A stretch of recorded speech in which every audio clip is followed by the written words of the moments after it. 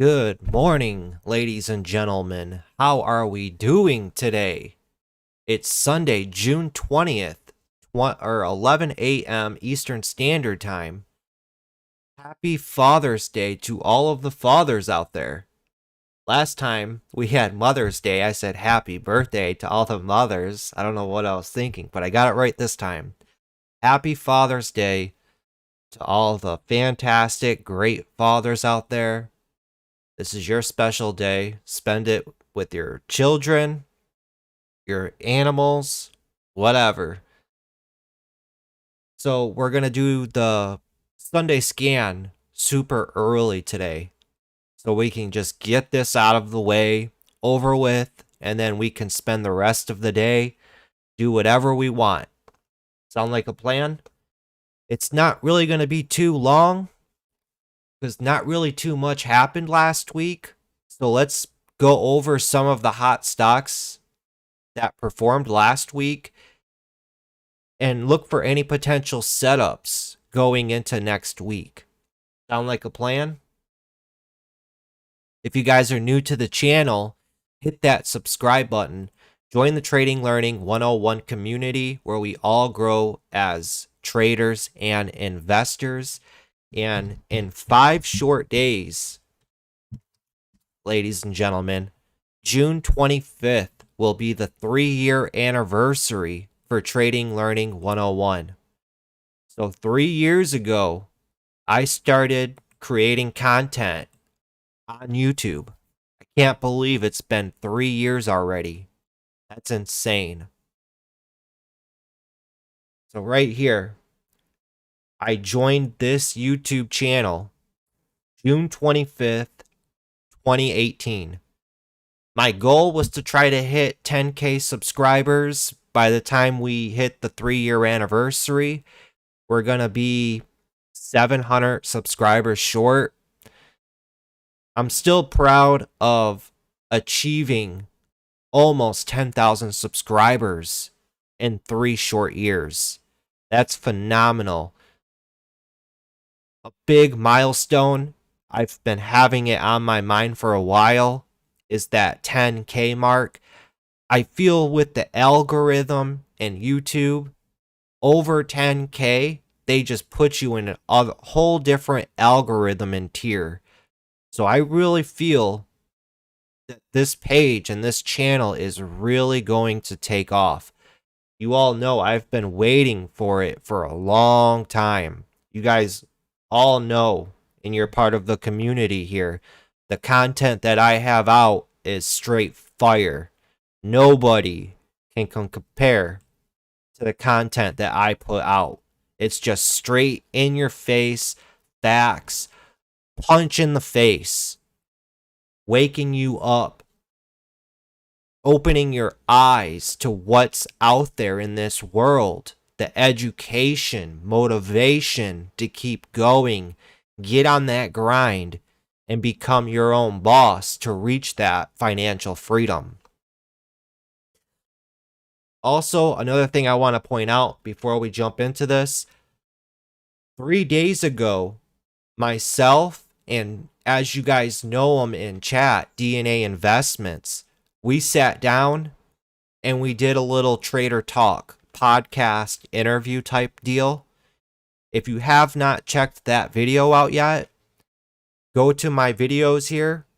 It's the second video now right here. It was the last upload I did. It's called Day Trader Interview with DNA Investments. I highly recommend checking that one out. There's a lot of little hidden gems in that video. And I'm excited to announce to you guys going forward, we're going to start working more together on a podcast type deal where we bring on other traders or new members in the Trading Learning 101 community. Have a sit down and just talk. Trader to trader. I think it will be fun. I think there's going to be a lot of valuable content there. And I was talking to a other buddy who's just been learning in the stock market.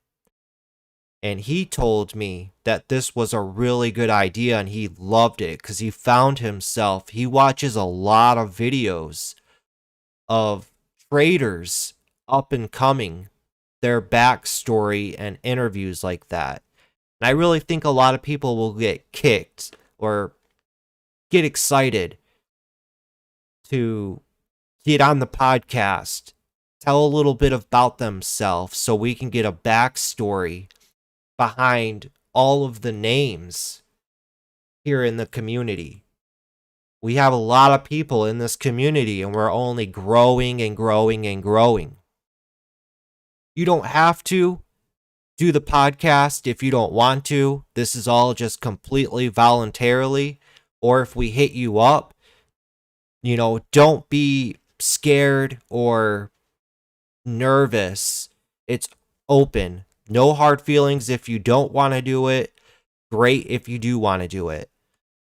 But like I said, I think that this is a good opportunity to help the community here bond even more so you can see a backstory behind all of the names that are in the chat here.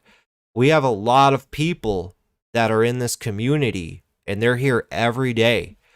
People like PRD, Irish Wolf. We got Hawk Driver. Where's Hawk Driver at? Hawk Driver, Cupcake, One Scout for Me, Nico, Gollum. There's a lot of people in here, a lot of good people.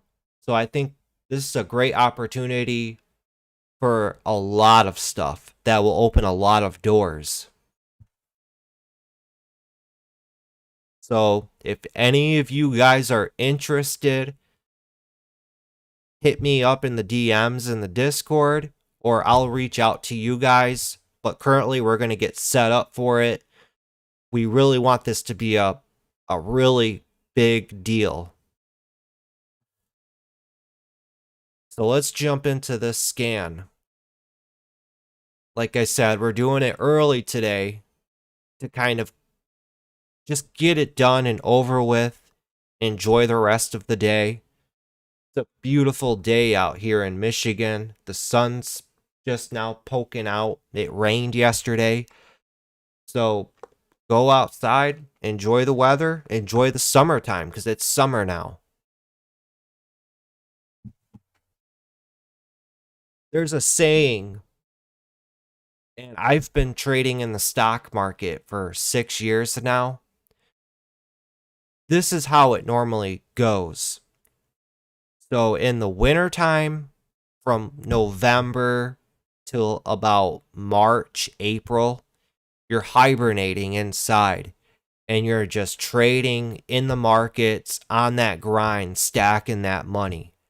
But then when spring, summer, and fall come around, step more away from the computers and enjoy life a little bit more. Get outside, enjoy all that money that you've made while in the markets. Have a little fun. Because the most valuable thing we all have is time, guys. And nobody knows when our time is up. Nobody. So precious the moments that you have. I think a lot of people overlook and take for granted time. I'm even having a couple realizations with it as well, because we had someone pass away close to the family, and it's just been an eye-opener. And then a couple things in my life too have recently happened, and it's just making me step back a second and think and put things into perspective. So Elf was in play all week last week. ALF was a bit, I would say, on the choppy side. You have to be really patient with this type of stock. The float on this is only 4.4 million, but it really did not move like a 4.4 million stock. This stock would love to surge up spike and squeeze, and then give back 70-80% of its spike, and then squeeze again, give back 50%. It just did it back and forth, back and forth. Zoom in on the first day here. A couple good opportunities if you just played the range on this. From $5 up to $6.50. That's a nice $1.50 range. But this trapped a lot of people trying to buy that breakout. So this was the first day. Then let's fast forward to the second day. Big morning squeeze right out of the open from $6 up to over $9, and then consolidated the rest of the day and then petered off. Fast forward to the third day. We call this a consolidation day. The stock ran for 2 days. Now on the third day, it's taking a break. It's resting. Here's your big morning wedge out of the open. Falls down out of that wedge. And then just rest. Think of stocks as people, guys. They're going to want to run and rest. Run and rest.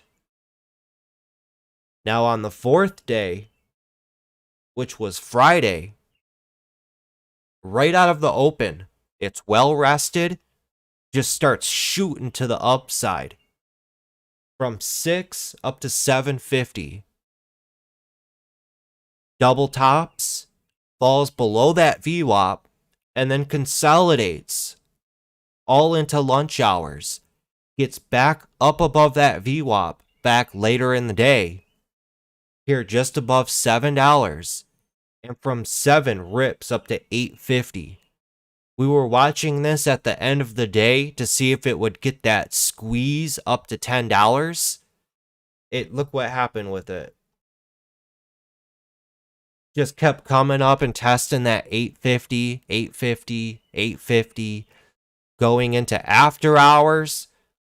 If you look back earlier in the week, we did see a couple stocks explode after hours. And that was the theme Monday and Tuesday. I forget what stocks they were. If I look back, yeah, I'll be able to look back and see. One of them was ALF.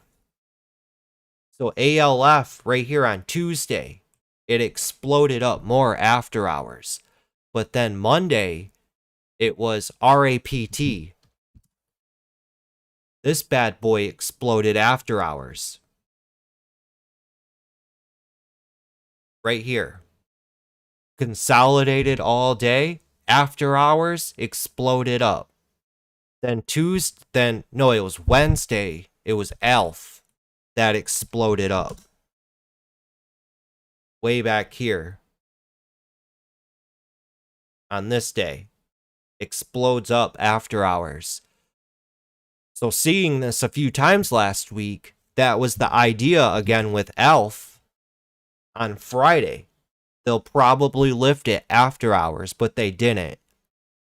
Going into Monday, I personally think ALF gaps up near that $10. It did perk up in volume, and it closed the day at 54 million in volume on the day. That float is only 4.4 million. They've rotated that float a lot. I'm going to say around, 6 times they rotated? No, probably 12 to 13 times. I'm just quickly trying to do it in my head.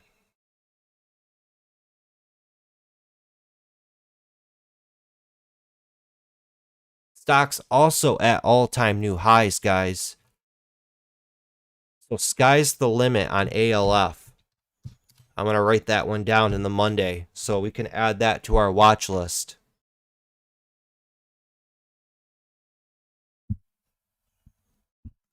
I'm also going to be deleting a lot of stocks off of my watch list. I think it's time to reset. I really do. I noticed last week it was a bit hard trading.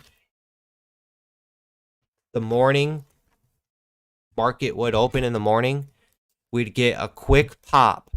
And if you didn't attack quickly within that first 15 to 20 minutes when that bell rang, you had to sit around and wait. More opportunities came, but they didn't come along till after lunch. So if you didn't attack, like I said, within that first 15, 20 minutes, it honestly felt like you had to wait for a momentum or a play to pop up 4 hours later. I mean, who wants to wait around an additional 4 hours?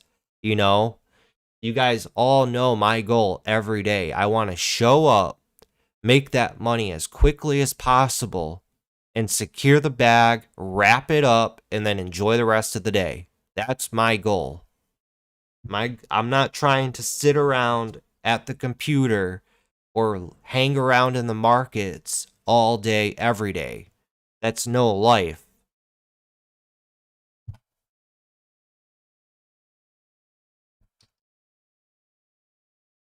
Let's look at RAPT. We had this on watch. See, Friday, Thursday, Wednesday, Tuesday, Monday is when RAPT took off. To kick off the week, this was like the number one stock. Gaps up, opens up down here at 26, rips all the way up to $42. And then the rest of the day, they consolidate it in a range from $42 to 35, and they just kept getting it tighter as the day went on.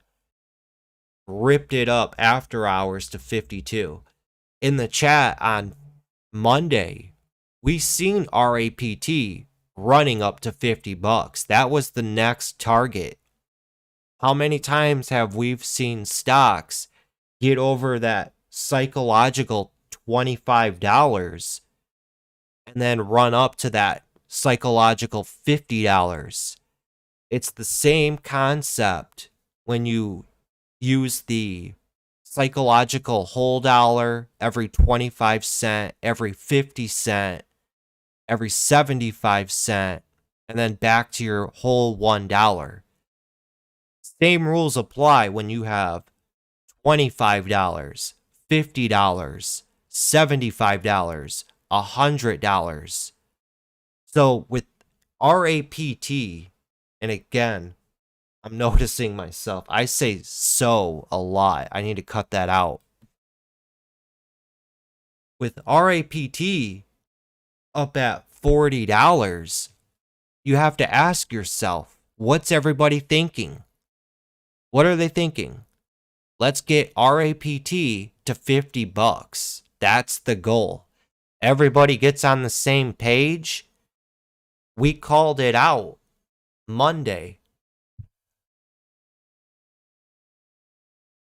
Hold on. Let me bring this chat over. We're in the Monday chat here. DNA Investments seen it. He killed it. We had, Lord Bread made $867 trading RAPT. He's seen it. And then DNA Investments, he made $5.5 thousand on RAPT. He's seen it as well. We called that $50 on RAPT way early in the day. I'm telling you guys, if you ain't a part of the chat here, you're missing out. We're in here every single day calling out stocks like RAPT and the potential that it has and it could run up to.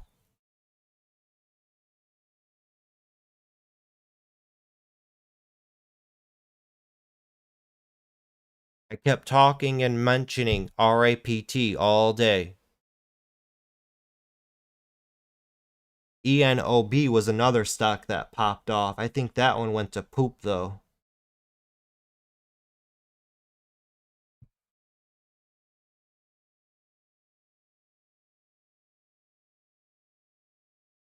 On the 14th.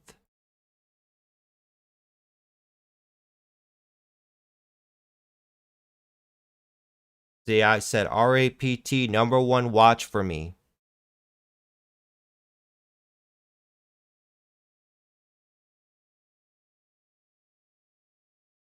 I honestly feel like people underestimated RAPT. I jumped in 3K shares at 29.80s.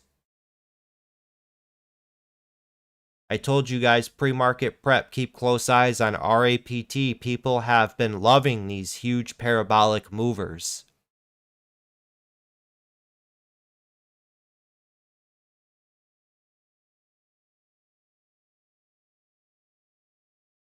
So a few people noticed what was going on and they capitalized it on it as well. Great job to those guys. The other stock was ENOB that took off. Nope, this one was gapping up parabolic pre-market. ENOB, we said in the pre-market prep, we said, hey guys, take a step back and realize how much this stock is gapping up. Just yesterday, it was at $4.50 per share. Now it's up to almost $12.50, running up nonstop. Don't get caught up in the FOMO. This is probably going to fail and fade off.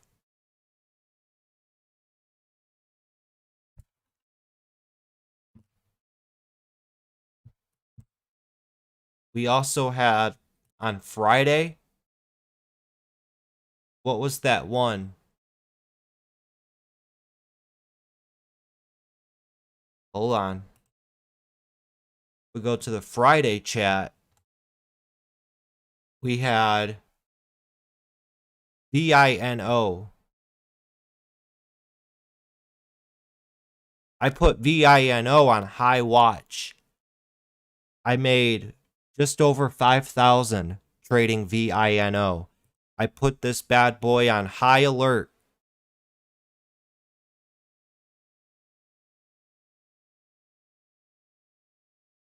Right here.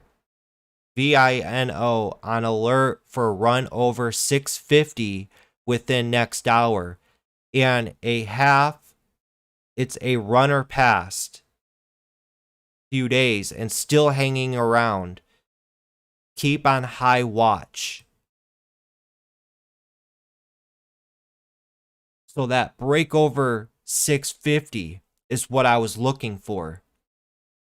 I seen 750 or higher on VINO.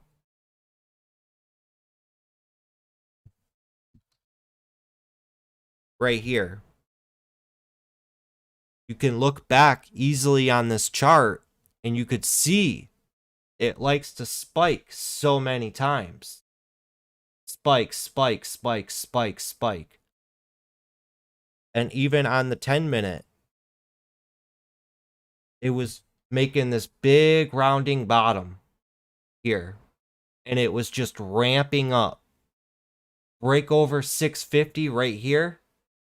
This could easily run all the way up to 750 up here.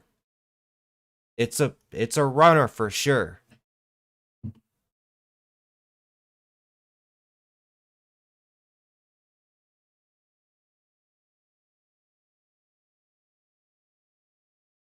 A lot of good short opportunities on VINO as well. If you're into shorting stocks, you could see every single time it spikes, it gives back 90% of its gains. 450, runs up to 630, right back down to 450, runs back up to 650. I mean, that's a $2 range right here. And then from 450 again at the end of the day. Look at the volume just rush into this. Everybody sees it. Look at all that volume there. And from 450, this ramps to $9. It's a $4.50 run. So then the following days, next day, right out of the open, from 550, rips up to 750, $2. Does nothing the rest of the day. Friday, right here, reclaims $6, pops up to $6.75, pulls back down to $6, rips up over $7.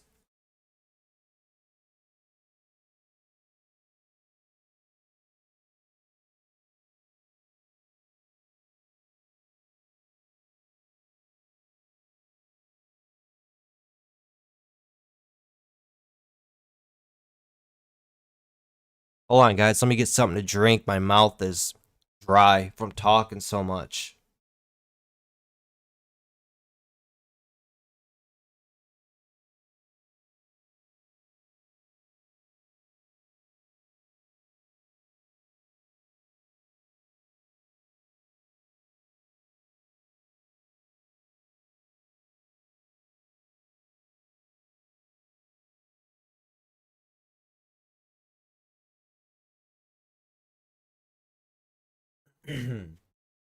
So going into next week with VINO, I would most definitely keep this on watch, because this is my thinking with VINO. Let's actually see what the float is. Spot chart lookup.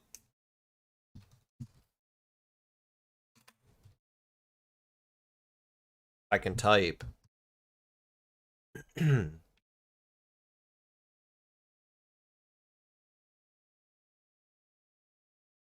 way that it's skipping up $2 and then slamming down super hard is telling me it's a little float. So VINO, the float is 6.5 million. Let's see what the logo looks like of the company. That's their logo. A horseshoe. So it's our lucky horseshoe. Huh. How ironic is that? 6.5 million float on VINO. This is my logical thinking on it. Every single time it spikes, it crumbles 75-80% of its spike. It's proven to us multiple times that it likes to spike with all of these spikes here and runs. And with it given back 80% of its spike, shorts are then going to get confident and cocky with the stock like this. Even though it's giving back a lot of its spike, it's still gradually moving up. If you look at the big picture, look what I just pointed out a moment ago, that 10-minute right here. You see what I'm saying? Look at back here. Rips up. Let me make this bigger. Rips up. U-shapes around. U-shapes around again and explodes to the upside. That's another thing. This stock loves to do a lot of U-shapes. There's one right here. One right here. There's a huge one right here. There's one right here. One right here. So with this stock slowly, gradually moving up, and you're paying attention to the bigger picture, this just ran up recently to 9. It's rounding out at this bottom right here. It could ramp all the way back up to $9. So VINO is going to be on watch next week. And if things get out of hand, like I said, shorts get cocky with the stock like this and they get stubborn, it could get out of hand. It really could. And shorts covering, getting stubborn, adding on to their short, not cutting their loser, things get out of hand. A stock like this could go parabolic. I teach you guys, you want to try to see it before it happens. Just like we called out last week, ORPH. Look at the daily on this. So there's no really history of price action on VINO. It's right here at the 650s. So break over $7.50, $9. It could run all the way up to $13. And then it can run up to $20. If it runs over 20, it's at all-time new highs, pretty much. I think VINO is going to be a close watch going into next week. Mark my words and timestamp this video. If VINO makes a huge parabolic epic run next week, look back at this Sunday scan and like, wow, Mr. Wolf was right. How did he see that before it even happened? So I like VINO. If it can continuously build higher lows.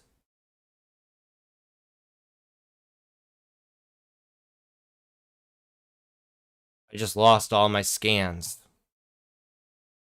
Or my charts.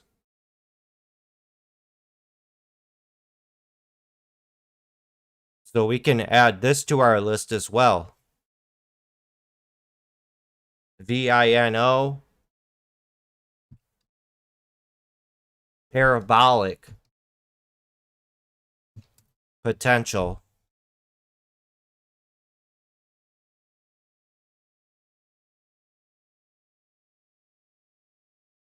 Just like how we called out last week. ORPH. ORPH went on an epic run Friday, Thursday, Wednesday. And for you members that are watching this, I'm going to bring it up again in the chat and even in the pre-market prep. On Wednesday, I was ranting and raving about ORPH all morning, wasn't I? I kept saying, I'm watching ORPH. I'm watching ORPH. Do not underestimate ORPH. This was on Wednesday.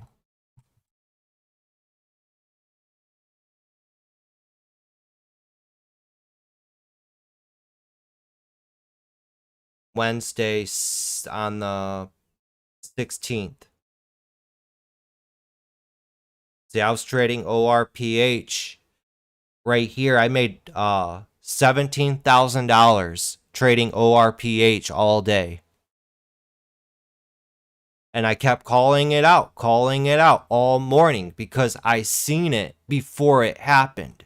I seen what the potential was with ORPH.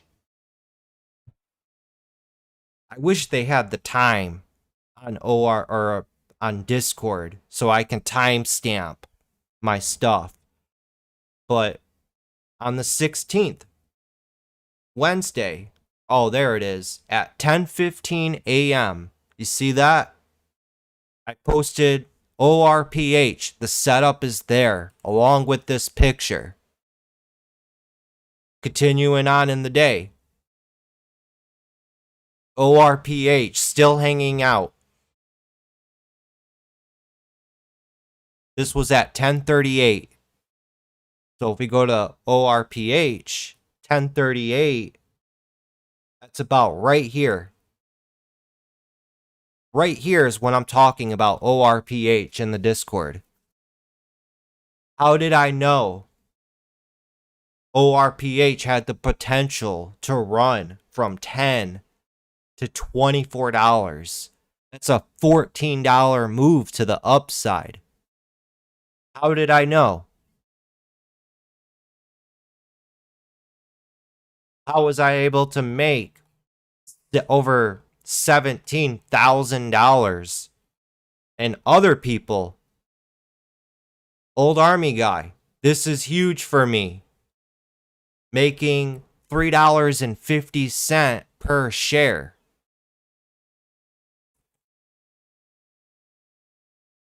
Who else was it in here? There was somebody else that capitalized on it too. DNA Investments, I think, made $2,700 on ORPH.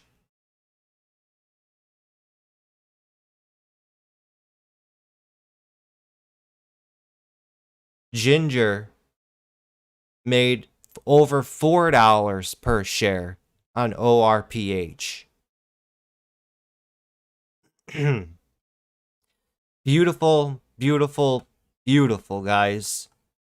That's why you guys are part of the community here. That's what we do. We show up.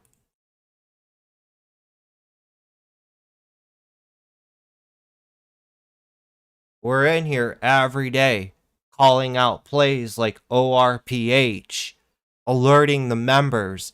Keep eyes on this bad boy. Don't underestimate it. And look what happened. I've been doing this for 6 years, guys. I think I know what I'm doing.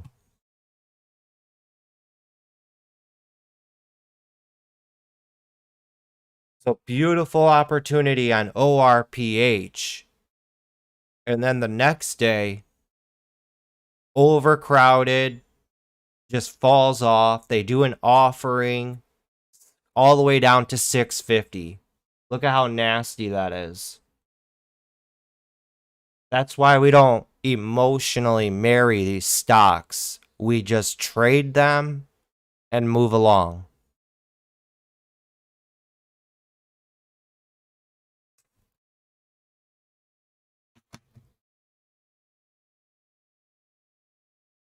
Another good popper last week was LEDS. Friday, from $18, it had a nice rip to $21.50. So good move here on LEDS. And then right when that market opened on Friday, I was paying so close attention to UTME and it didn't break out. This was at $66 per share. Had a huge fall off here from 65 all the way down to $16. I was looking for some type of dead cat bounce on this. You could see I was drawing my lines on it all day. It just kept pulling back and gearing up. UTME is a previous runner in the past.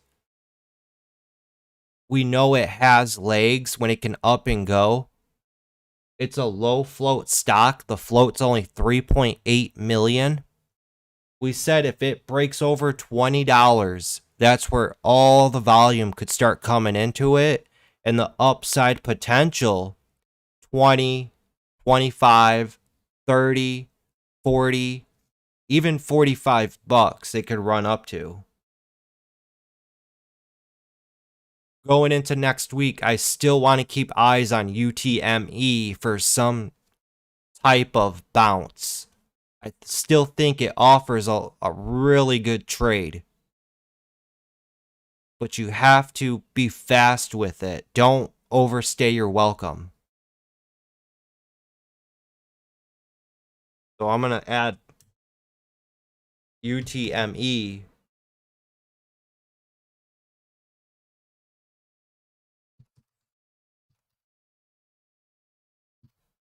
UTME dead cat bounce.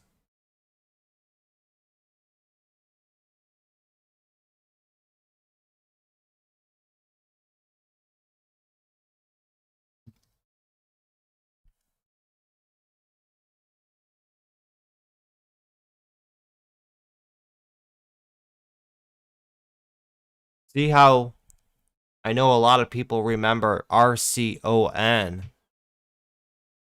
Somebody in our chat picked up shares of RCON for some type of bounce.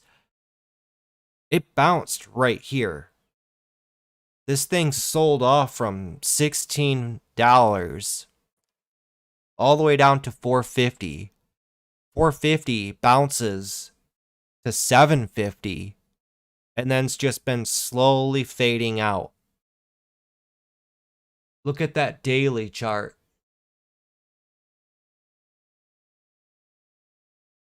Look at that thing just get beat down. 6 straight red days. I think the company's done for. I really do. I don't think it's worth putting your money into.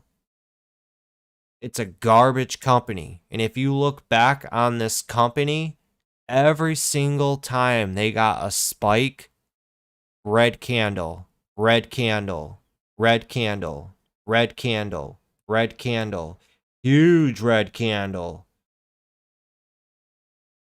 And just because a stock falls down doesn't mean it has to bounce.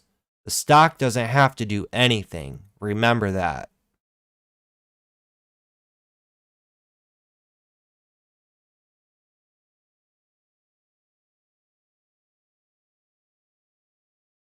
That's a huge downfall for RCON.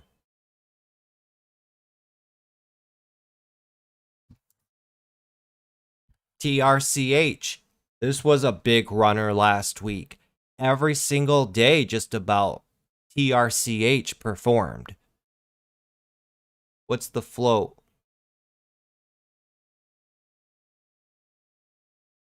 It says 121 million on Street Smart Edge. TRCH.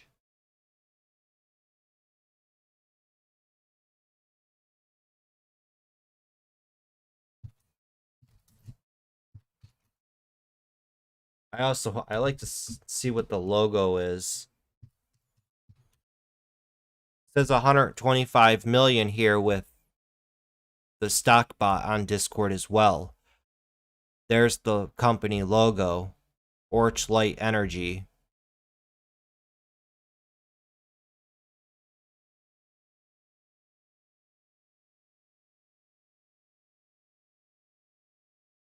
So from 550s, it's a nice $1 run to the upside all day.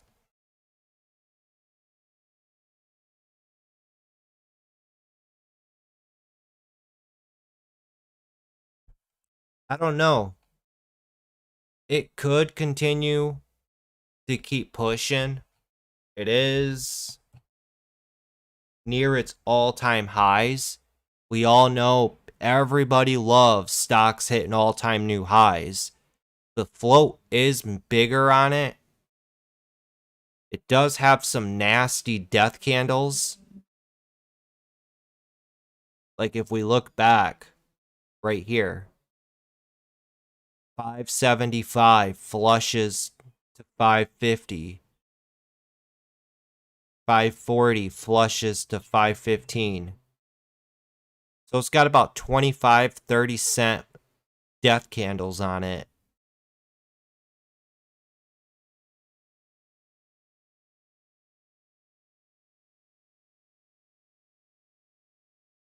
I'll throw it on the watch list for new highs.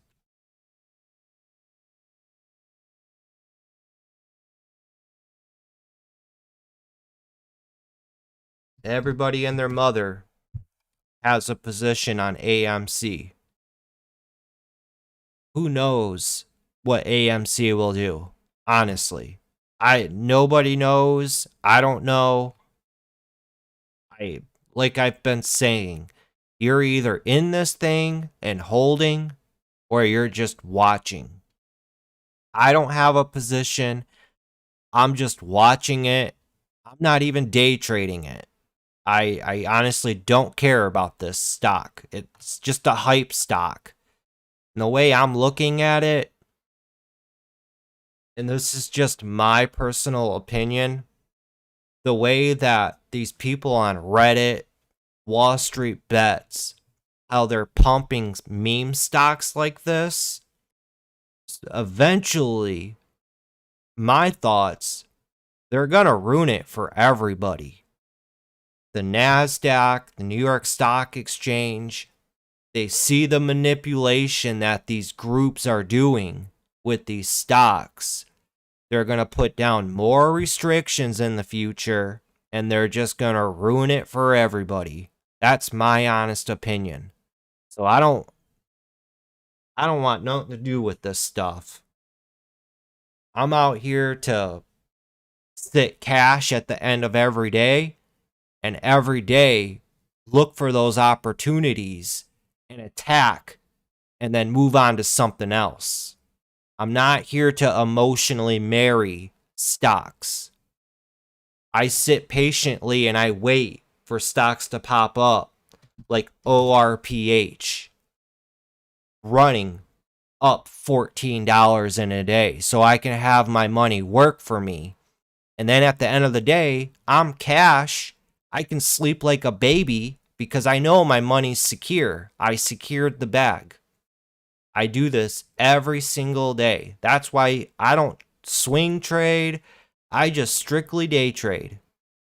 It's a lot more stress-free. And I sleep better at night. Then I'm not on YouTube, Twitter, constantly looking up what other people are saying about AMC to make me feel better about holding it. You know what I'm saying? That's just degenerate gambling. And that's why a lot of people lose, because they just do what majority of everybody else is doing.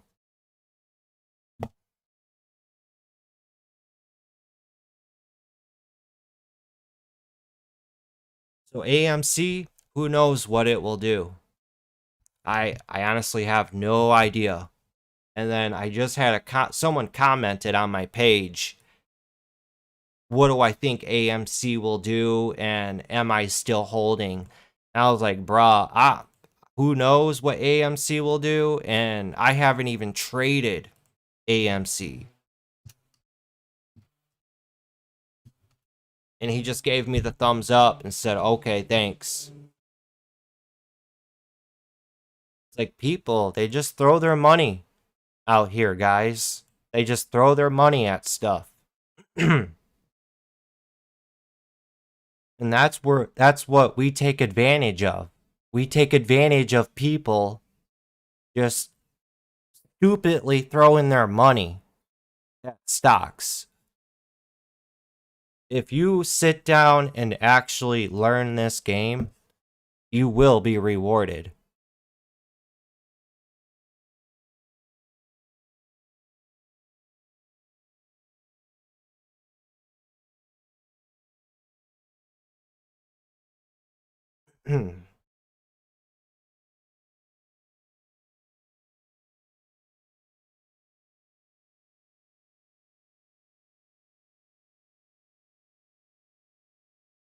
All right, let's talk about the SPY real quick.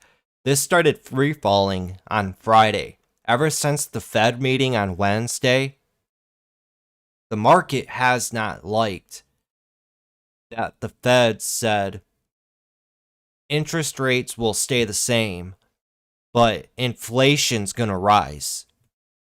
Market did not like that at all. And from 425, it's all the way down to 413. It's just been free falling. You could see the weakness in it when it started to fail. Right here, when the Feds spoke, it just death candled. Couldn't even really come back up to where it flushed hard from. And then look at this tanking hard here, this panic. And now Friday, we woke up to the markets gapping down. And just look at that.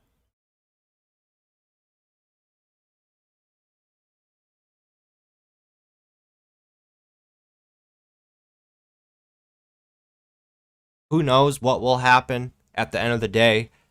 You guys all know with me and the indexes, I just take it a day at a time.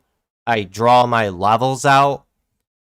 I had these levels drawn on my charts forever. And you could see when the index comes down to these levels, it's playing off of my levels pretty well. So I just observe how it's acting near my levels. To me, it looks like it's going to continue to go down. But who knows? Monday morning, futures could all be gapping up and right back up near all-time highs. Just take it a day at a time.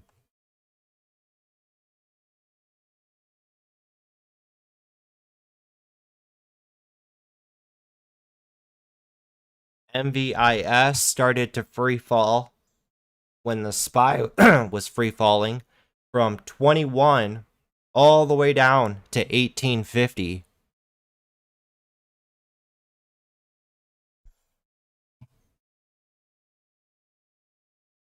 What else do we got here? Like I said, I'm going to go through here. Everything on my list, I'm deleting and I'm starting fresh. Everything on my weekly list here. Because now, let me quickly pull these up and show you why. NCTY. Fading off, losing volume. MVIS. Huge downfall. BBBY. Hasn't really done anything. A lot of free falling. We can keep Riot and Mara on our list because of Bitcoin. BB, I feel like it's fading off. As GameStop keeps pushing up and performing, BlackBerry should follow in sympathy, but hasn't been doing that. So as of now, I'm going to take BB off the list. GameStop, we just watch. CLOV hasn't done anything. Just runs up and just getting driven down into the ground.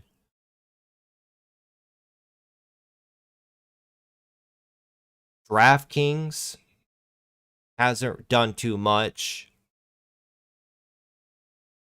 TKAT. All right, now that's AMC. See, TKAT hasn't really done much of anything. But TKAT, the thing with the non-fungible token stocks, momentum can hit them at any moment. And these stocks can surge dollars. Like I'm talking $5, $6 to the upside in one push.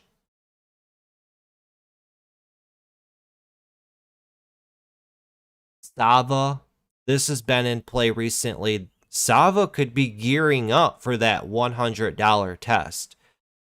So I'm going to keep Sava on my watch list for that $100 potential test. It does look like it's possibly trying to gear up to run up to that.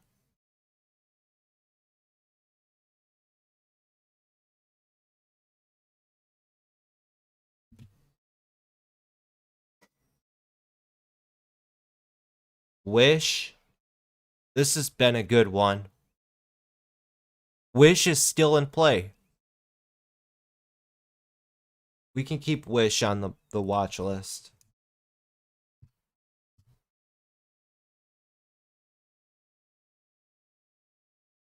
This had an epic run from $7.50 to $15. Since then, it's pulled all the way back down to 10, bounced off of 10, up to almost $12.50. Now it's been pulling back, and it has been building higher lows. Wish is more of like a swing trading type stock. And you could see the resistance at 12. So it's making this huge wedge on the 10-minute. Breaks over 12, it can run to 13. We're going to want to see it hold above 11. So that's the deal with Wish. ANVS.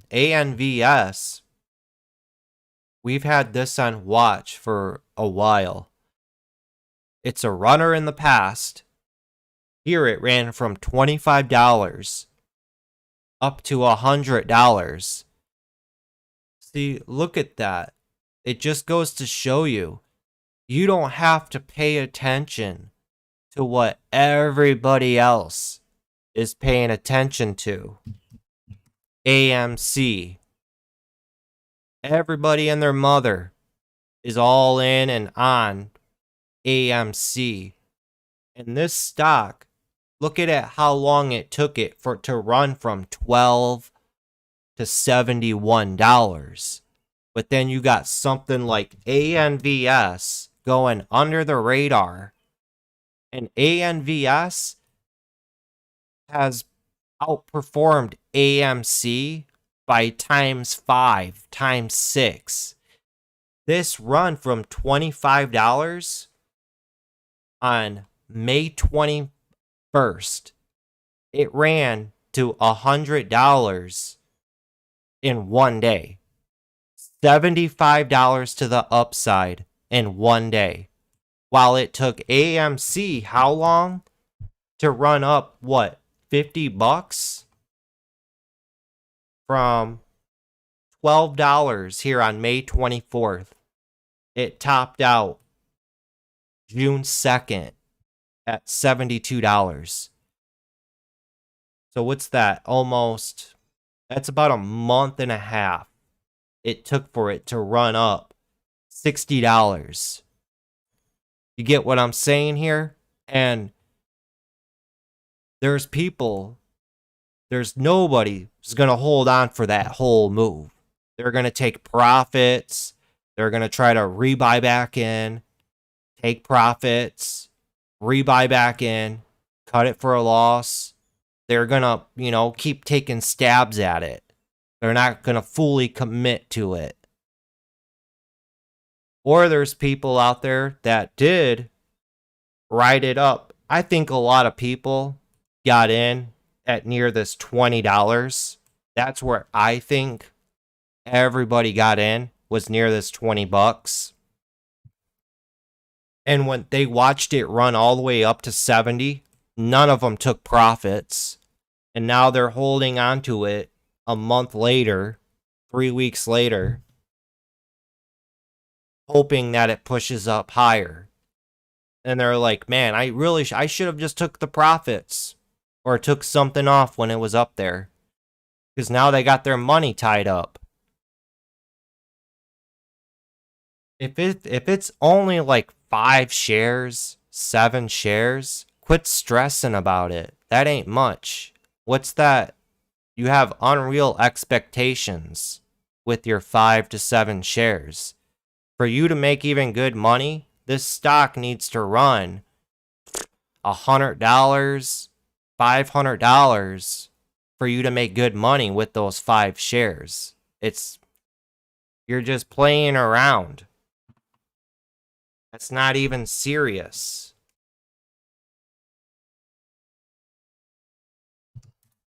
Well, ANVS one day runs up $75. That's where the opportunity is, guys. Right here. Just like ORPH. And look what it did from $100 came all the way down to 40. And since then has been grinding all the way back up to its highs. And we've been waiting for that $100 break. ANVS breaks 100. Next stop is 125. Then 150. Who knows how far ANVS will go? It's a low float stock.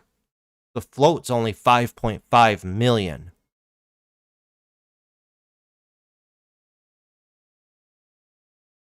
Look at how much this likes to move. In one day, $80 to $95. $82 to $100. This stock has a range in a day of $20.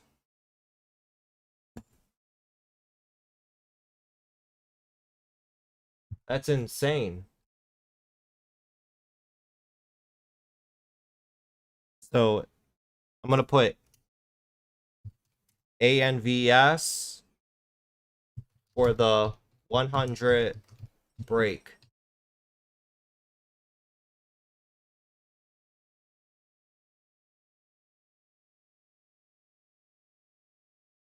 Then we got LEDS. Everybody loves LEDS.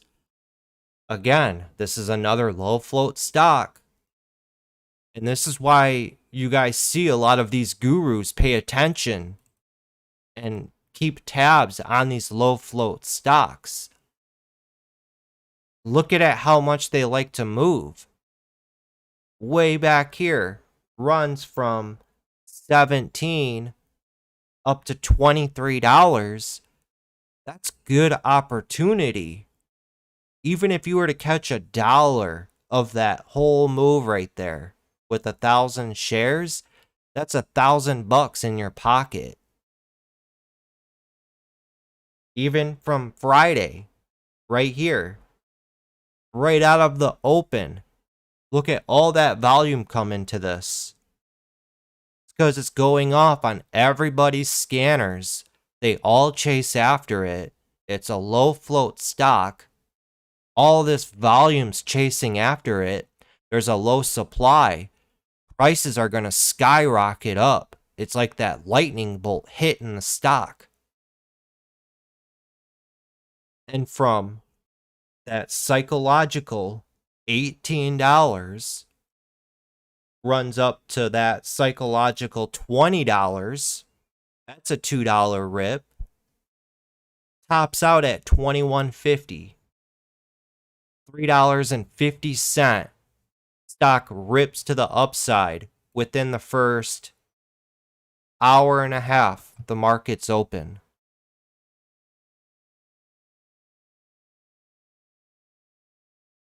Good opportunity out here.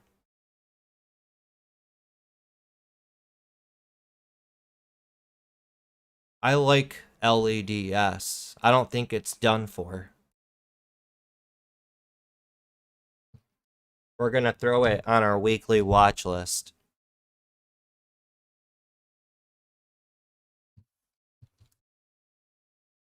We also had U1 recently explode to the upside. This went on an epic run. Epic. $4.50 all the way up to $24, $25. And you can look back, way back here. Look at that. $16 runs all the way up to $24. If that's not opportunity screaming in your face, then I don't know what to tell you. That's an $8 run. The first part of the morning right here. 2.5 hours. And look at all the textbook patterns it's set up. All the volume coming in. Extreme volume coming in. This is why I tell you guys, pay attention to volume. Volume is your #1 tool to use in the market. Don't get distracted by throwing on all of these indicators. This is how I tell somebody's new in the stock market. When I see, watch, you guys just seen how clean my charts were. I'm going to throw on all of this nonsense. And this is what new people do. It's like they're looking, they feel like there's a secret indicator out there that everybody's using to make money.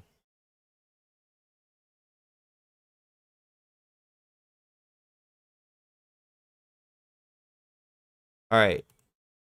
This is what, look at that. Now, doesn't that look overwhelming? And you're looking over the big picture. So if I have all of this nonsense up on my chart, I'm overlooking the big picture. You're focusing on way too much. You got this going on, this, volume, your Ichimoku clouds. It's just way too much. You're going to overlook the big picture. You're going to overcomplicate it. And you're just battling yourself. So take all of this stuff off. Sure, you can use maybe one little tool, but most of this stuff is just garbage. Keep it as simple as possible. Keep your charts clean. Pay attention to volume, price action, psychological price levels. And you could see patterns. We see patterns set up all the time, don't we? Every single day we see patterns like this set up. From $18, a nice psychological price level. From 18, if it pushes up in your head, what's the next big price level? $20, right? Stock runs up to 20, finds resistance right here. And it even pushes up above that and holds it as support. And from 20, it runs to $24.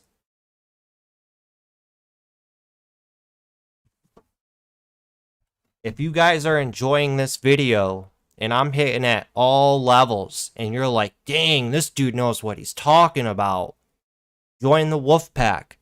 This is how I teach, and I teach everybody in chat. Break down examples like this every single day, guys. And also, every single day, we do pre-market prep at 8:50 a.m. Eastern Standard Time. We all come into the pre-market prep. I share my screen like I'm doing with you guys right now. Share my screen and I go live.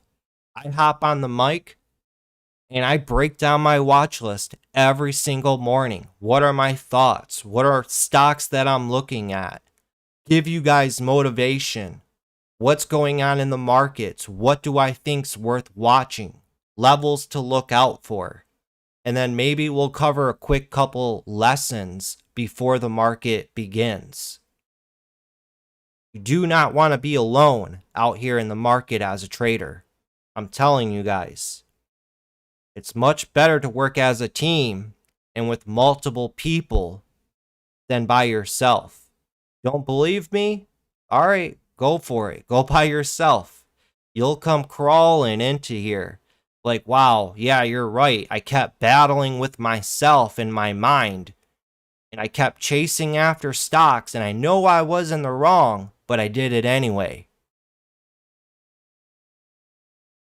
I'm here to help you guys. And ask any member that's in the community here, is it worth it? They're going to be like, hell yeah, it's worth it. Damn. We're catching money bags out here every day. And then even on days when it's slow, we still secure the bag with of knowledge. There's always something to learn every day. You show up and participate in the chat, or even if you just watch in the background, you're going to learn something new every day.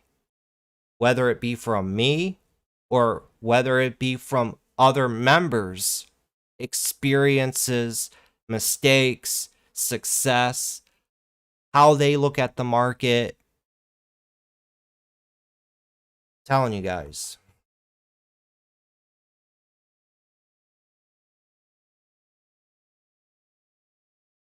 For the most part, I want to clear up this watch list, like I said. VERV, this was a new IPO. When we did the masterclass, and I pointed this out in the masterclass section, I have a playbook play. And the first playbook play in the playbook for new IPOs is to pay attention to the opening print or the price level the stock opens at. Just goes to show it works. This new IPO opened right here at $30. 30, it ran all the way up to $34, came all the way back down, and it held support right at the opening print or where the stock opened its first day IPO. From that, $30 again runs all the way back up to $33. Right back down to its opening IPO price, $30 up to $32. Just making this wedge right here at 30. There's another pattern.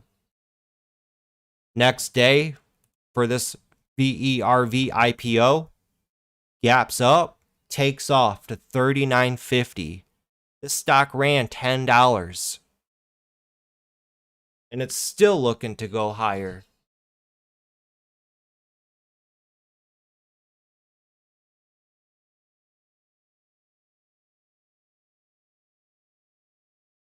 PDSB had a good run.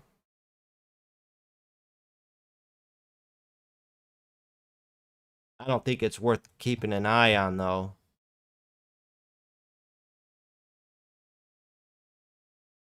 Oh, yeah, CCIV. Let's keep that on watch.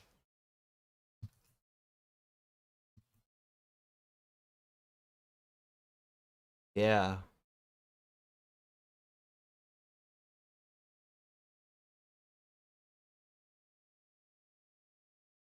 All right, I got all these stocks deleted on my watch list.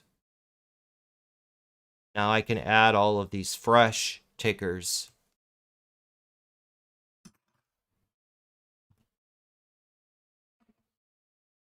What stocks are you guys going to be keeping an eye on going into next week?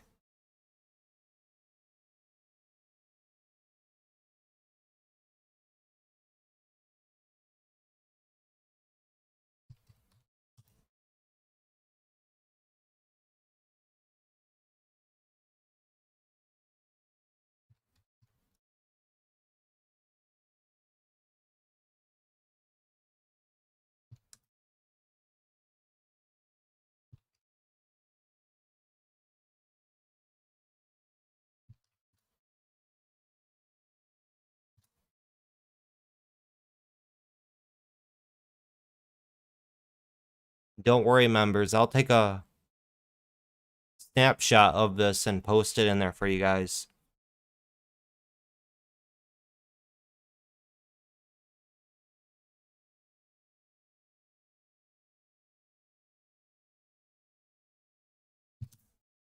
We also had ALT pop up last week. I think Trader Dub, called out ALT last week. This ran from 1450 to 1950. So there's opportunity out here, guys. You just have to be on the lookout for them. During the trading day, don't get zeroed in on just one specific stock. Always try to have an open mind and always try to be scanning around the markets, blowing through charts. See what comes to you. And that's what happened with ALT here. Dub called this out. Beautiful run up here. And what did it do in volume on this day? 23 million in volume. Runs up $5 a share. I think it's still worth watching for a bounce.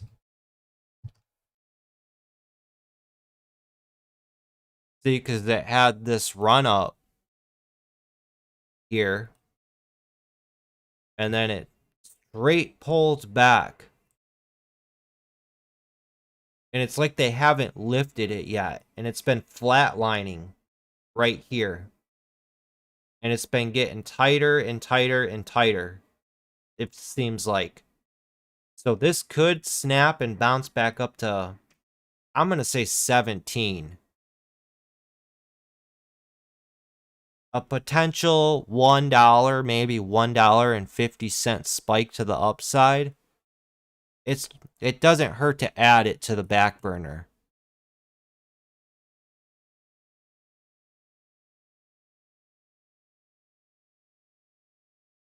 I'll actually create an alert on this.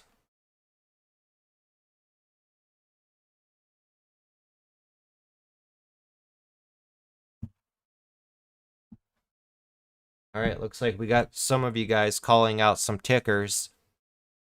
If you guys could have any tickers that you want me to cover, go over, or stocks that you're going to be on watch next week, feel free to comment them. I'm going to cover them in a second. And if you guys are new to the channel, you guys know what to do. Hit that subscribe button. Join the community here.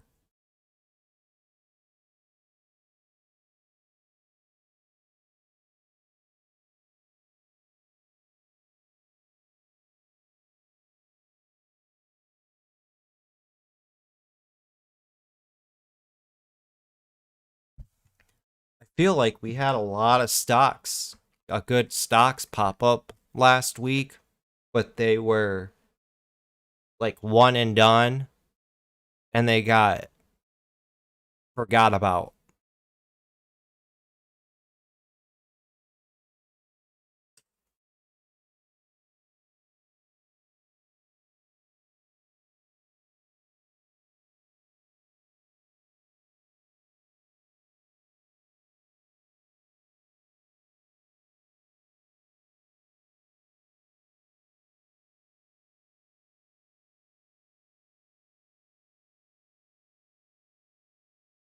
Give me a second, guys. Let me catch my breath.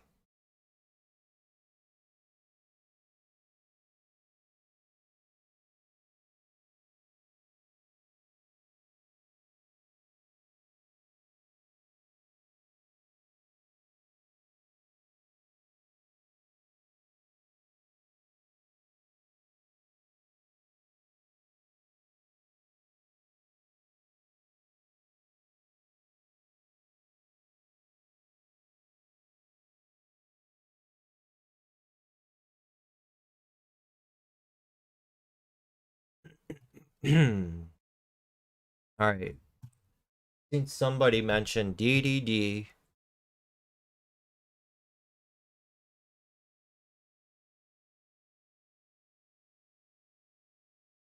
DDD.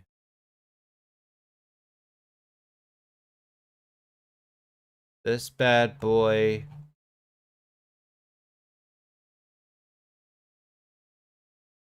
It needs to break over 32. Over 32, it could start running up to 38, 39. I'd really want to see it hold up above 27.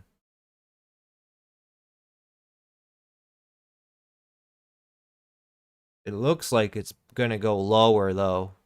That's my opinion, though. It could continue to go up. The chart does look appealing, but just does it have that demand for the company?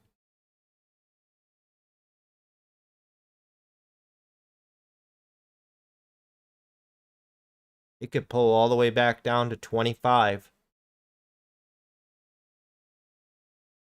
Just monitor it every day. Who knows? It could squeeze. The trigger level for it's going to be that 30 bucks. 30, run up to 33. Who knows what will happen?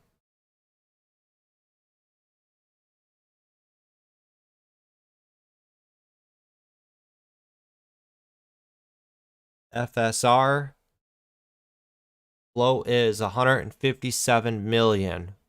Looks like it's in a range currently.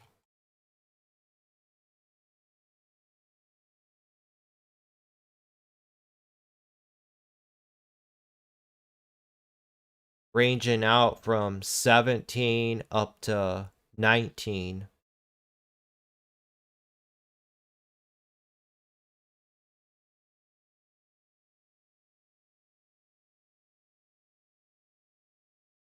It just can't get over that 19 bucks. It's failed a few times at 19. There's your 19 bucks. It failed here. Didn't even attempt to approach it that day. Fell apart all the way down below 17 to 16s. Came all the way back up. Just touched it.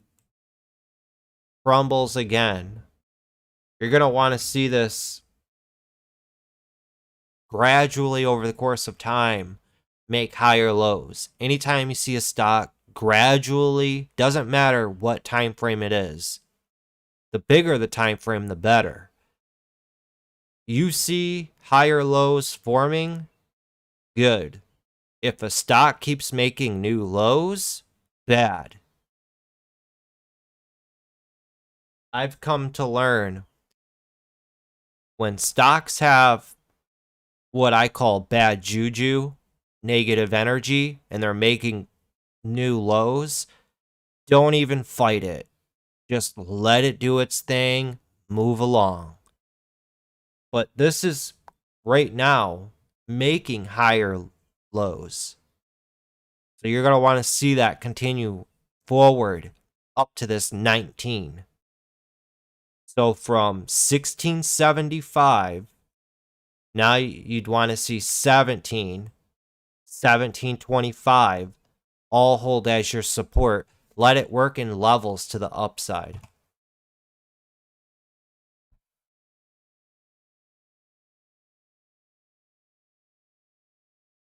But is it going to go up? Is it going to go down? Who knows? It's a 50-50. Just keep tabs on it. Set that alert. Remember, don't get caught up in one stock. Remember, we have alerts. So with FSR, create an alert. Trade price either decreases to, if you want to see a stock, if it holds at a certain level, or increases to. In this case, we want that $19 break, so I'll put $19. Review alert. Or if you want to be a little bit early to the party, put that alert at 1850. That way, if that alert's triggered, you could pull it up, re examine it, and put together a game plan from there.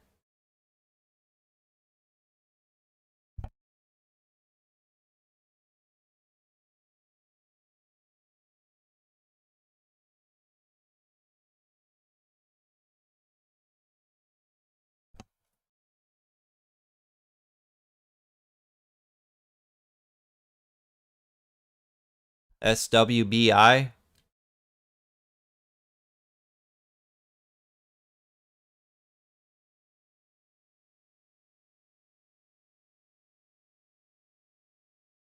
Why did this run up? Smith and Wesson. This is guns.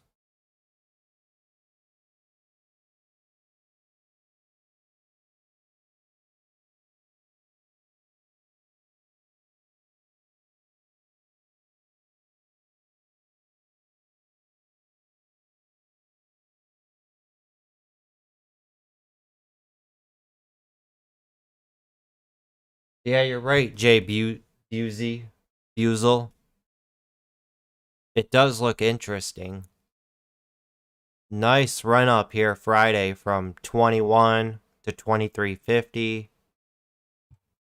This is this is more of like a swing trade.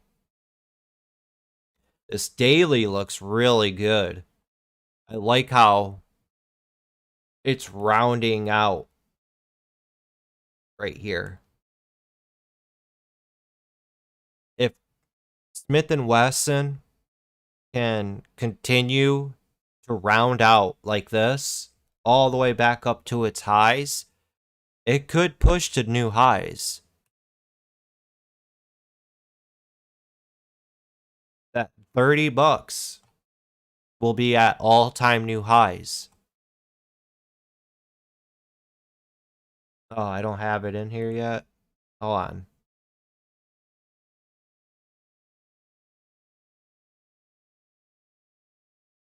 Where is my...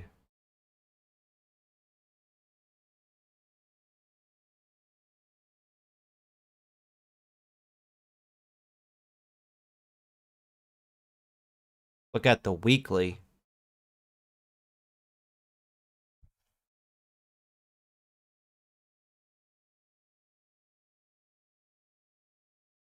Look at that. All this, like, you can look back on this and look at all the days it has this insane volume.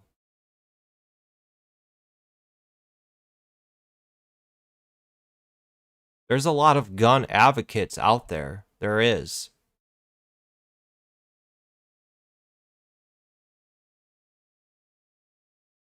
It's pushing right back up to its highs.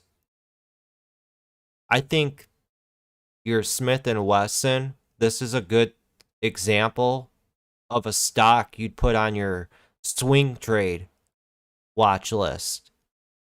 And you just every week or every other day just revisit this company in the charts, get familiar with how it likes to move. It does look like it has, like I said, a big following. Look at all the days. This is the daily. It's got big volume days. Like, look at all that volume pump into it here. That's not a coincidence. Something's going on.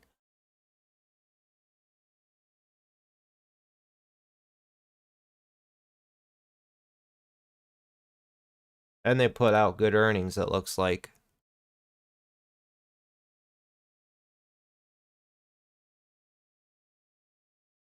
The price targets are getting risen. They beat their earnings. Somebody put a price target of 30.50.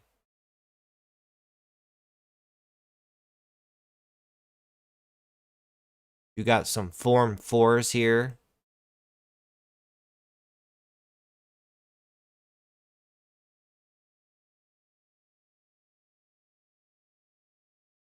This person is disposing of shares, but it's nothing crazy. They're only selling 350 shares. But you see where they're selling at 30.50.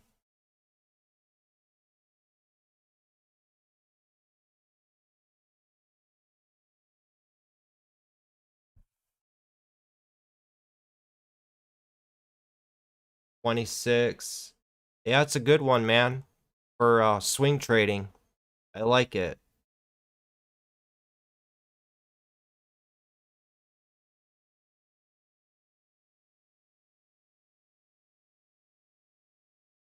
Ahmed, that's not the only brilliant ideas we have here. We have almost 100 members in the community here.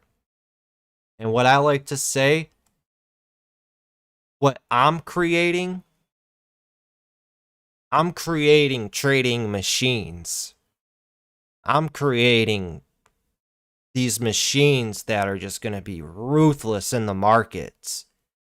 So all of us working together as a team out here, everybody showing up every day, getting better, working as a team.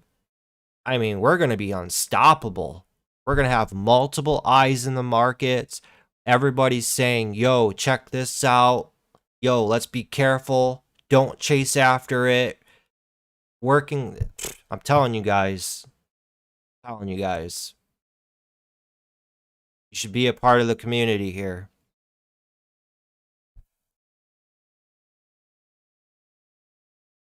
What else we got? HYLN. I mean, that SWBI is going to be pretty hard to top. So if we type in this HYLN, and it's not even compared to what one of our members just called out, Smith and Wesson. That should be a headlight going off right there. Like, yo, yeah, I need to be in this community.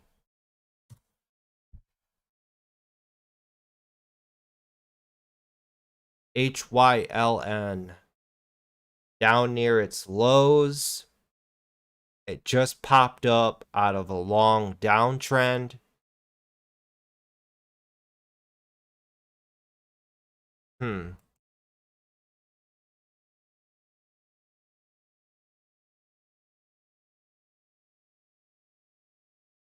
Uh, Volume's too light on it. 13 all the way down to 12. This again, this is more of like a swing trading type of stock. You're going to want to see it hold.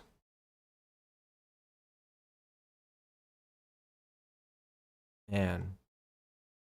1150 is your line, your support line. If it falls down below 1150, it's going to drop to 10. So 1150 is your support. Like I mentioned, you're going to want to start to see this build off levels. So from 1150, see if 1175 holds as support. Then will 12 hold as support. Let it build off levels. If it breaks over 13, it's going to run to 14, 15. You're going to have to take this $1 at a time.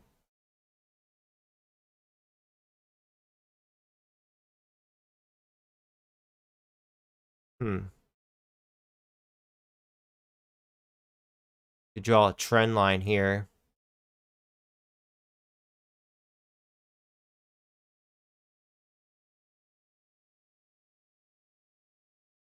This is an odd one. No offense. I don't like this one.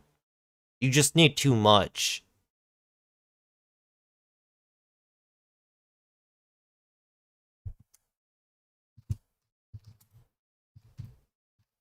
See what that float is. And your float is 105 million. So anytime you got a larger float, you're going to need more people to get attracted to that stock. We all know, right? The stock market revolves around supply and demand. So if you have a big supply of something, 105 million, and you look at the daily chart, what's the average volume? On average, I would say HYLN is putting out 4 million in volume a day. So with 105 million float, 4 million in volume a day, every what? Every 20 days. Yeah, every 20 to 22 days, you're rotating that float. That's quite a while. You see how I'm putting that together? And my thinking with that? A lot of people don't think like this. Or they don't know, because they just don't know. They don't know what they have to determine or put things together for it to make sense. Which is why I'm preaching to you guys all the time. Join the community here. Join the community. Join the community. I'm telling you guys, you will learn something every day. There's so many things you have to learn. So many.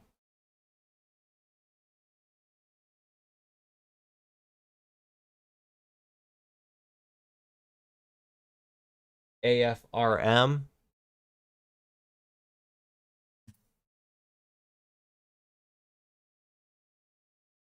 Looks like it's a newer IPO. Kind of like the same thing with that last stock. But I'm going to say this is a turnoff. Simply because if you look at this 1 minute chart here, this has got some wicked death candles. Sure, it ran from 64 to 68. It ran up $4 right there. Zoom in on these death candles. I don't know why I added that. Right here. Runs up to 69.50. Slams down to 68.70. 70.75. Slams down to 69.25. Ooh. 70 down to 68.50. Nasty drop here. 68.50s all the way down to 66.30. That's a $2 downfall. You see what I'm pointing out here? This is going to turn off a lot of people. This right here.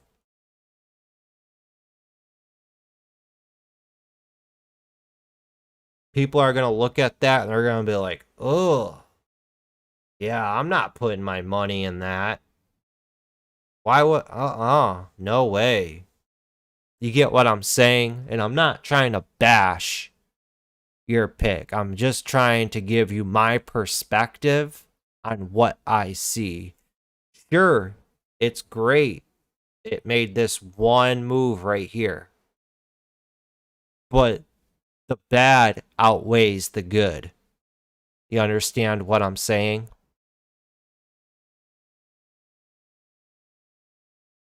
Same thing when you look at a daily chart. If you're a day trader and you're looking at all the stocks gapping up that morning, I mean, this is just going to be a hidden gem that you're going to be like, wow, I can't believe I didn't think of that.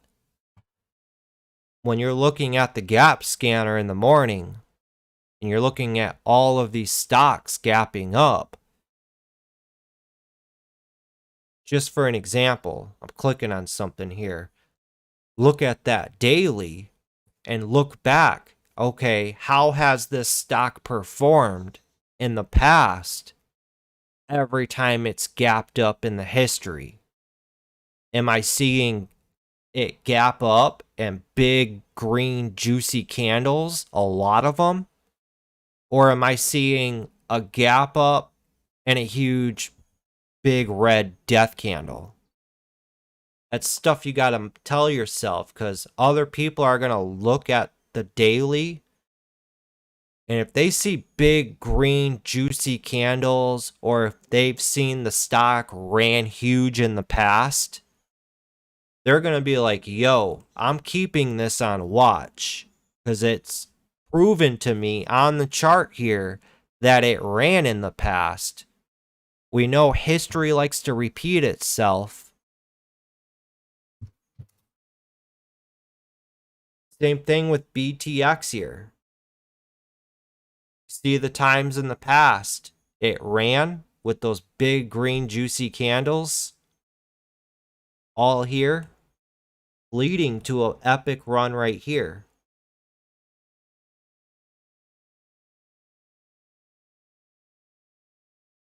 ORPH, scroll back, there was nothing going on, then boom, one big huge day here, right there. Stock pops up again, people look at the chart like, wow, this was just a recent huge runner. Let's do it again. Boom.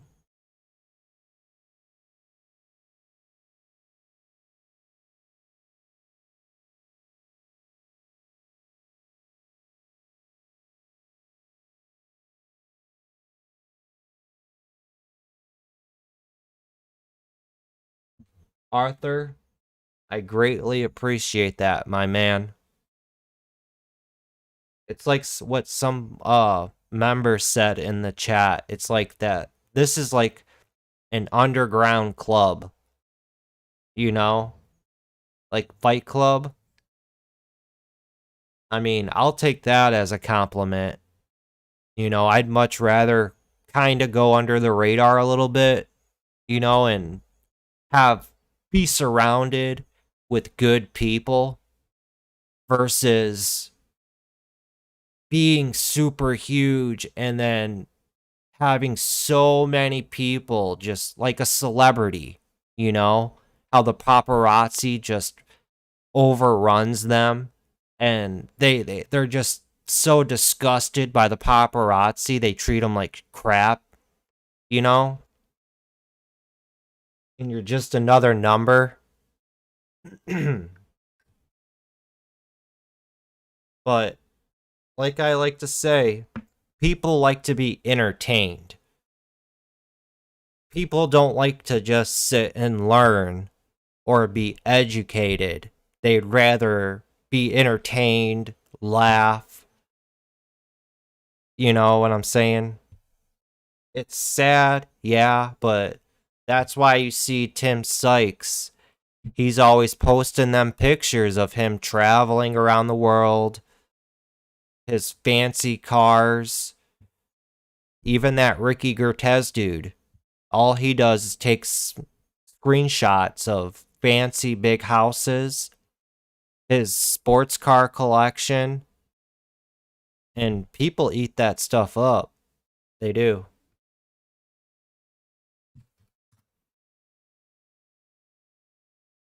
All right, let's check out ENTX.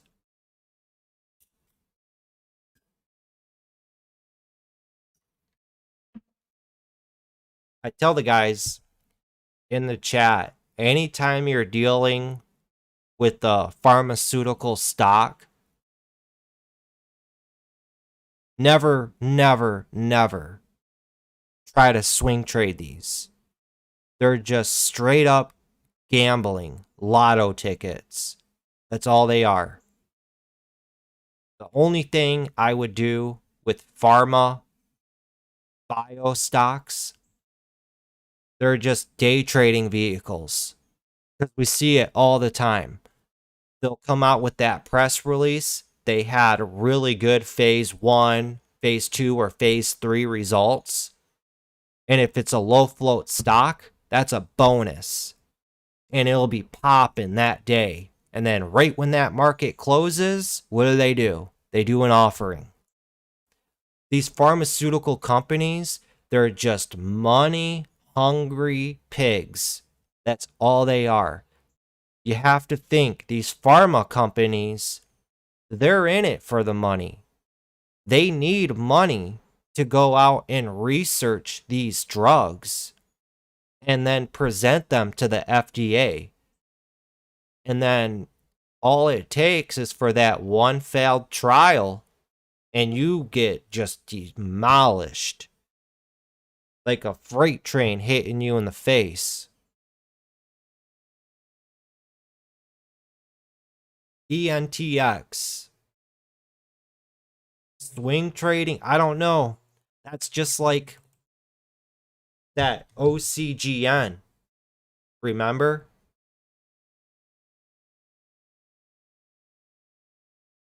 Let me look back here. OCGN had a big downfall. People were all getting excited for this. They just started testing something on children. And then they came out with bad news and it dropped from $11 down to $6.50, $5. That's all it takes. And you could look back on this every time it popped. It did a split there, but look at the decay on it. Pops up, gives back 70% of its gains.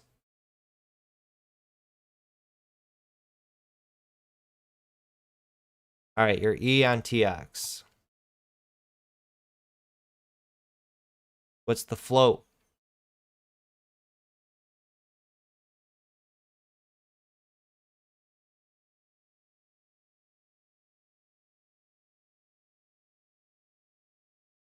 $16.7 million. It's a biotech company. It could set up for something. The daily looks good. It's pulling back and gearing up. It can rifle up to $6. If it breaks over 6, it'll run to 7.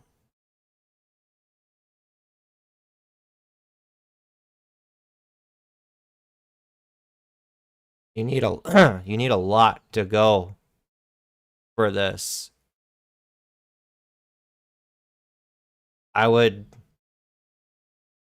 new alert, trade price increases to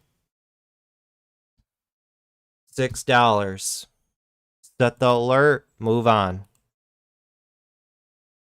It really needs to get up and going. I wouldn't swing trade this because it's a pharma biotech. It's too risky. Who knows what will happen?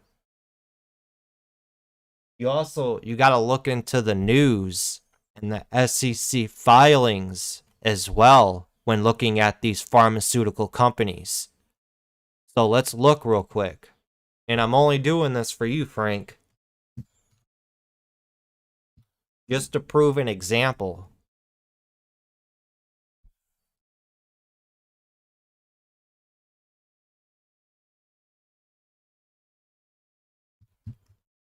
So ENTX.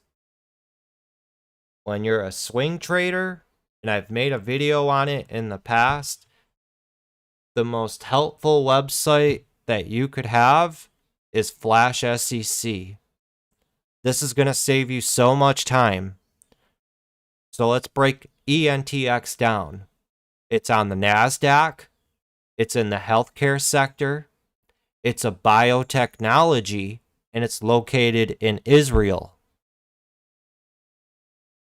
The float, 16.7 million. Short float percentage is less than 1%. So not even the shorts will touch this.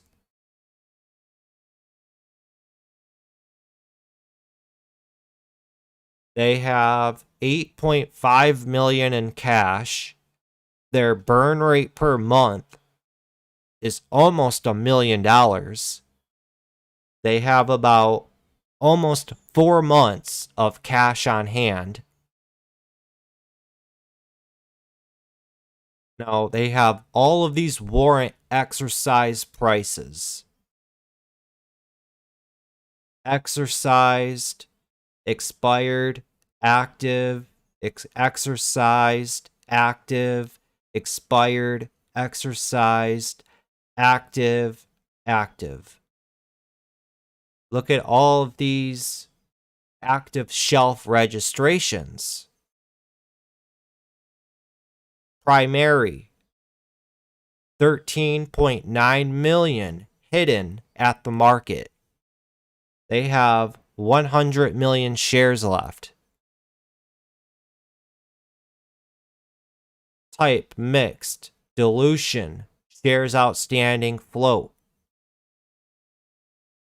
Their starting shelf, their remaining shelf, shares offered, remaining shares. They have 9.6 million shares here.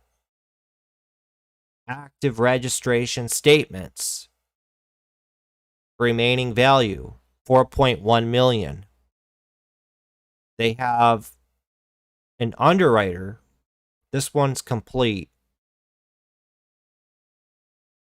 Change in share structure over time. So you could see they've been diluting their stock, their outstanding shares over the course of time. So seeing stuff like this, I'd be like, I'm not going to swing this stock. They have a lot of stuff they can dump.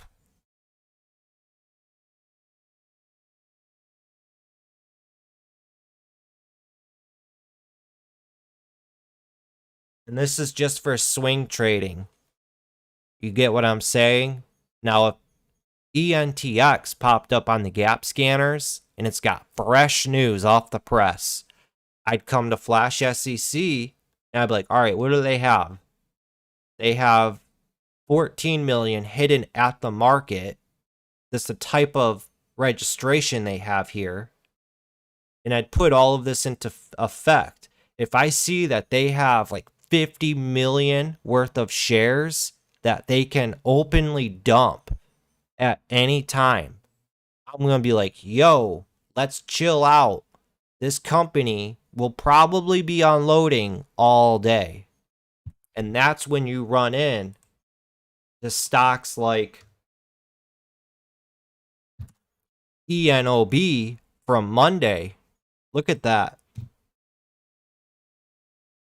You get caught up in something gapping up like this. And look what they did. They faded it all day because they just were dumping and dumping. The company's taking profit. People that invested in this company, they're taking profit. That's a heck of a return if a stock gaps up from $4.50 up to $13 a share. And then it slowly decays and falls off, and look at all the volume dry up on it. Down to nothing.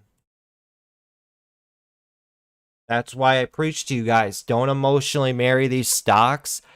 What we trade every day, 95% of them are dog water companies. They're either just starting up as a company or they're on their way out the door.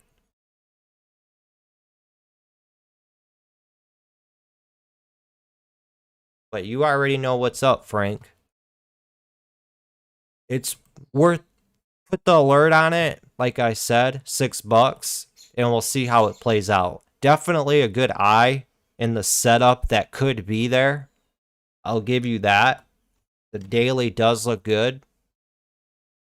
Let's put that alert on it, though. Like I said, it needs that press release to get volume attracted to it.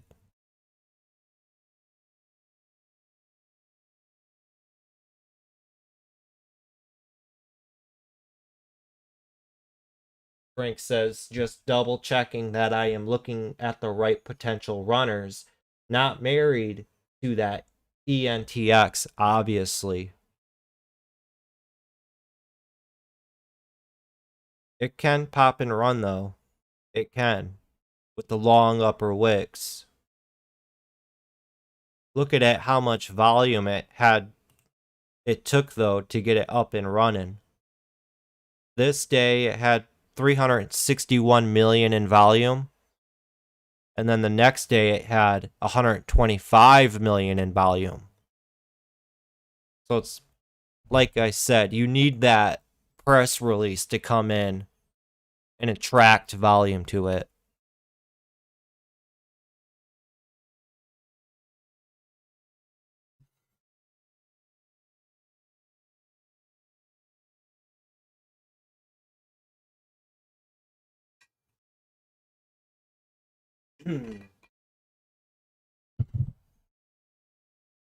The 2-hour stream we got up and going here.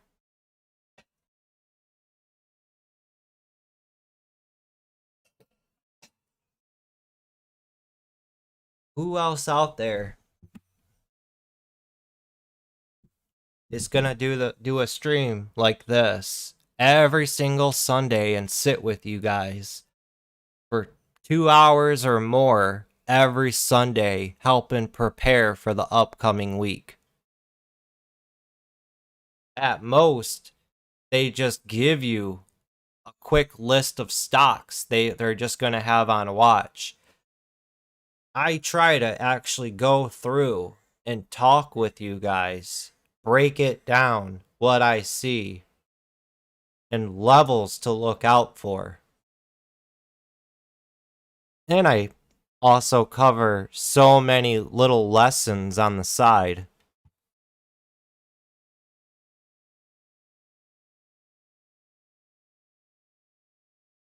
Did I throw that VINO on watch? Yeah.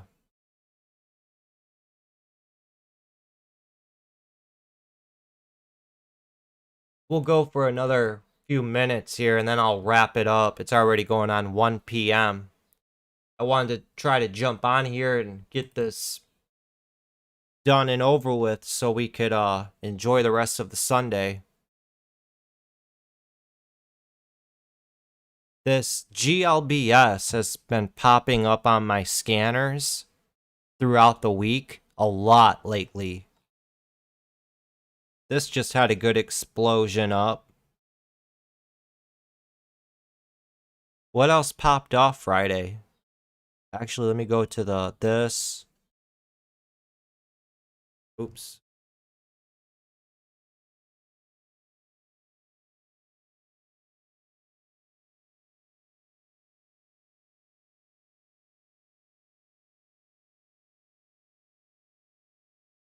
TRCH we already covered and talked about, Mitch. It's on our watch list going into next week.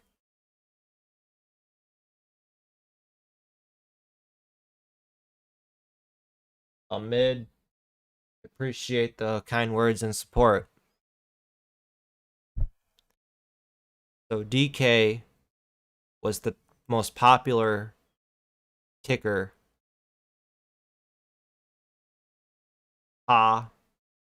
Ape, ARL. Let's see what these look like.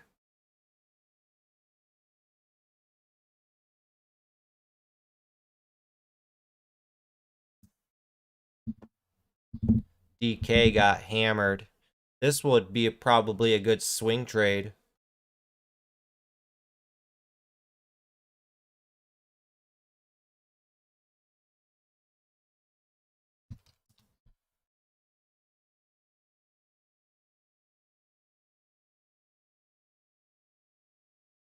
ARL.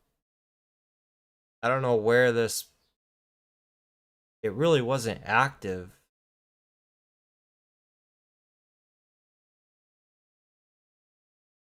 For the most part, Friday, it was pretty boring. Things really didn't pop off till like noon.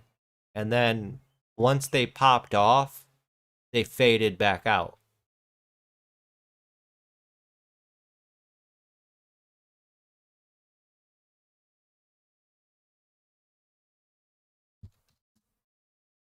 Roku, that one could be a good runner. That's up near $400 a share. You'd have to trade options with this one. I don't trade options. Everybody has their own way of trading and their trading vehicles. I've been doing this for 6 years. Every single time I've tried learning about options, I just cannot comprehend it. I can't. Options is weird. Some people, they're like, it's really super easy. I don't get what's hard to know about it. It's just the there's so much stuff that goes into it, like the time expiration, call, put, is it going to go sideways? When's it going to take off? Beta, theta, theta, all that stuff you got to consider. It hurts my brain thinking about it. But I've tried learning options so many times and I just cannot comprehend it. I can't. It's like they say, you either get it or you don't. And that's the honest truth. Options, it can be very, very complicated to understand for some people, but then other people, they pick it up easy as heck. Options are also super risky as well if you're not careful. They really, you're using leverage with options. That's why you see a lot of people make buku money, like a lot of money, because they don't have to put up barely anything to buy these contracts. But if they go against you, you have to pay that back, and that's debt.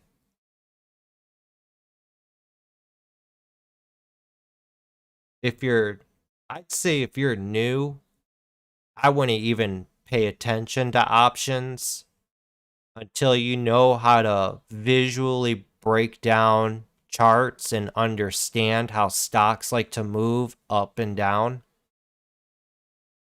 before you even mention. Because look back, what was that, a year ago? That kid on Robinhood woke up over the weekend and his option said he was in debt over $1 million.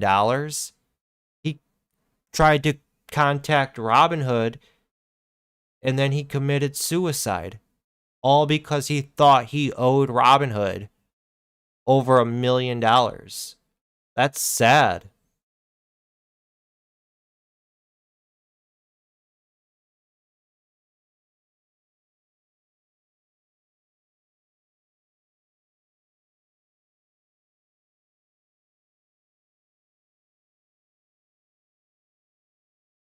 Roku looks, it could run up to 400. Who knows? I'm not really too familiar of the personality of Roku. I don't pay attention to large cap stocks like this. They have their own personality. They move totally different. You could just see by zooming out. Look at how wild these moves are. They're like swing moves. compared to small cap stocks like ORPH. You know, they two totally different movers. So I focus on small cap to medium cap stocks. Blue chip stocks, it's just not my personality.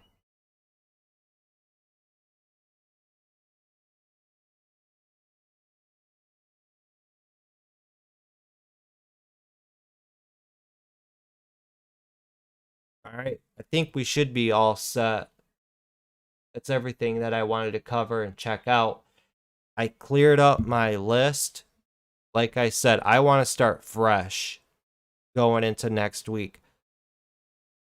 You'll notice I'll go like 3-4 weeks of rotating my list, adding, removing stocks from them. But then it just gets too far out of hand to where I have an overwhelmingly huge list. You know, it's just best to wipe it clean, keep maybe the top 5 that are on that list, and just start over, see if anything new pops up and catches your eye.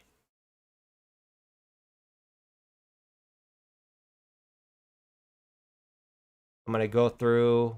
All right, I got post that in there to Monday.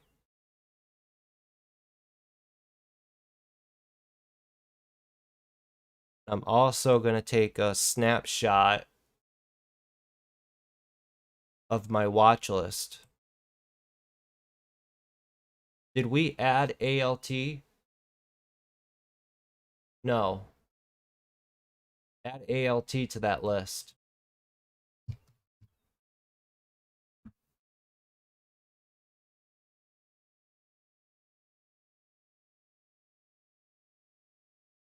As of right now, this is my weekly watch list going into next week.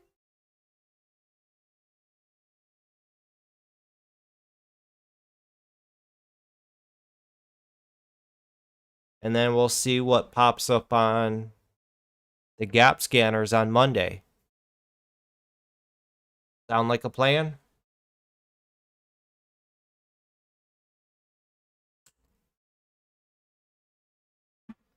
Again, happy Father's Day to all you fathers out there. Hopefully you have a great day. All of you guys, enjoy the rest of your Sunday. We got the Sunday scan done, over with, and early.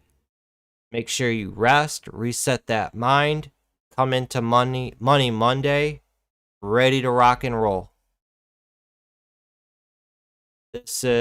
We got a week and a half left of June. A week and a half of June left. And it's summer trading months. Let's keep that in mind. We're about to be going into July. July 4th is right around the corner. 2 Sundays from now, it'll be July 4th. So our goal, now that it's summer trading months, let's get in here every day, guys. Get that money, and then get out. Enjoy the enjoy the rest of the day. Go out, have fun. All right, guys. That's going to wrap it up for me. Be safe out there. Have a good one. I'll see you guys all in Chat Money Monday. Let's get it, guys.